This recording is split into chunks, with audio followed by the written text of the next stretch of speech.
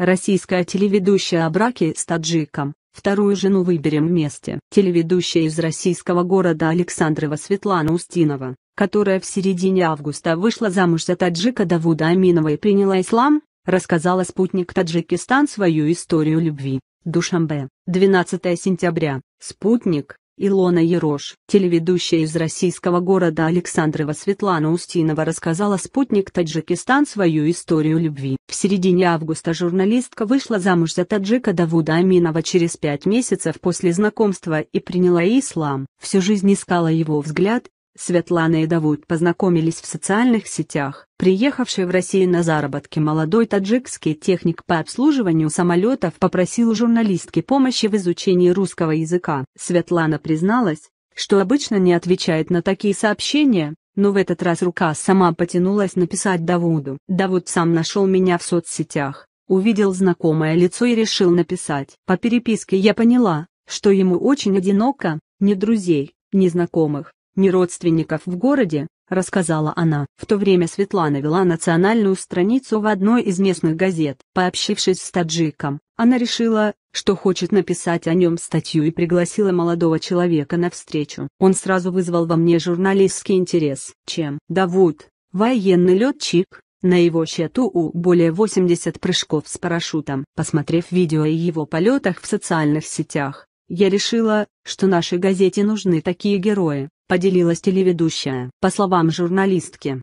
в тот момент она совершенно не рассматривала Давуда как будущего мужа, хотя уже в первую встречу между ними возникло притяжение. Когда он впервые посмотрел на меня, в его глазах я увидела отражение своих глаз. Как будто я всю жизнь искала этот взгляд, призналась Светлана. Следующие несколько месяцев отношения пары развивались стремительно. Таджик всегда с радостью принимал предложение журналистки провести вместе досуг, сходить в кино, в театр, на концерт. При этом, по словам Светланы, Давуда совершенно не смущала разница в возрасте, ему 22 года, ей 56 лет. Смелость и спокойствие молодого человека подкупили россиянку. Через несколько месяцев после совместного времяпрепровождения Давуд первый раз взял Светлану за руку. Никах, ЗАГС и знакомство с родителями. Светлана не помнит, когда именно Давуд сделал ей предложение. Все получилось спонтанно. Молодой человек не вставал на одно колено, а просто обнял избранницу и признался ей в любви. Через 5 месяцев после знакомства пара решила подать заявление в ЗАГС. Давуд,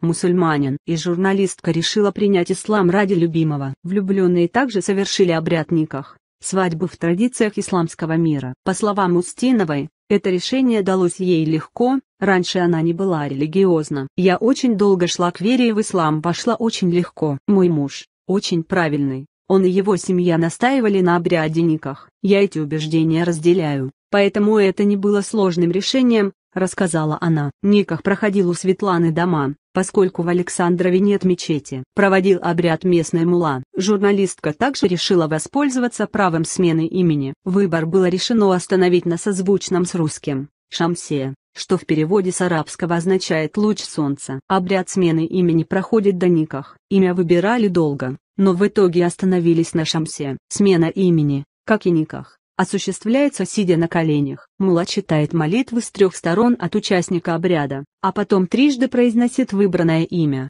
пояснила она. После никах Светлана и Давуд раздали угощения с праздничного стола жителям 3 городов, находящихся недалеко от Александрова. Это одна из традиций обряда. Также обычаи предписывают дарить подарок мулле. Пара остановила свой выбор на чайном сервизе. Через несколько дней после мусульманской свадьбы молодожены расписались в ЗАГСе. На церемонию были приглашены только родственники и самые близкие друзья. На мероприятие из Таджикистана приехал отец жениха. Также на свадьбе присутствовала мама невесты и ее дочь. По словам Светланы, Давуд сразу понравился членам ее семьи. Моя мама и моя дочь сразу приняли Давуда в семью. Он им показался очень воспитанным. Обожают его и мои внуки. Муж сразу нашел с ними общий язык. Вообще вся моя семья поддерживала наше решение. Дочь сказала мне: «Мама, я уверена, ты знаешь, что делаешь», рассказала телеведущая. Вторую жену мы выберем вместе. После росписи молодожены успели пожить совместной жизнью всего месяц.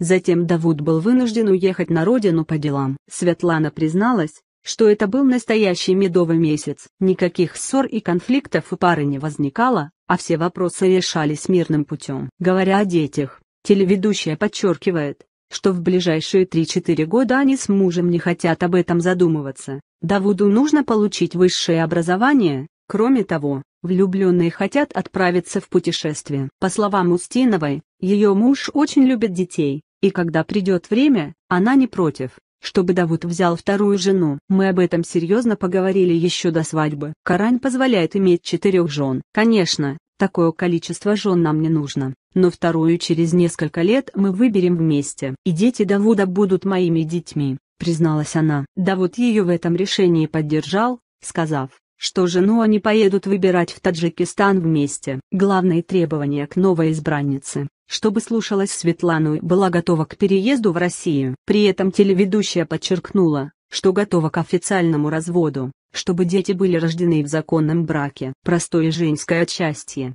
Для Устиновой это второй официальный брак. С первым мужем они разошлись после 4 лет совместной жизни. Светлана призналась, что много лет ждала простого женского счастья. Интересно, что этот брак ей предсказала подруга-эзотерик. Она нарисовала картину, на которой была изображена невеста и жених, который был младше своей избранницы. Подруга подарила телеведущей картину со словами: «Скоро выйдешь замуж». Однако если бы кто-то год назад сказал Светлане об этом, она бы не поверила. По словам Устиновой, после брака ее жизнь сильно поменялась в лучшую сторону. Хотя есть и негативные моменты, повышенное внимание со стороны СМИ и обсуждение истории в соцсетях. Мы не готовы общаться со СМИ, наша история только начинается. Сейчас хотим пожить спокойно, наслаждаясь друг другом. К обсуждениям и комментариям я отношусь спокойно, потому что знаю, что делаю, рассказала Светлана. Она добавила, что очень счастлива со своим мужем, ведь каждый ее день наполнен заботой и любовью, а это и есть простое женское счастье.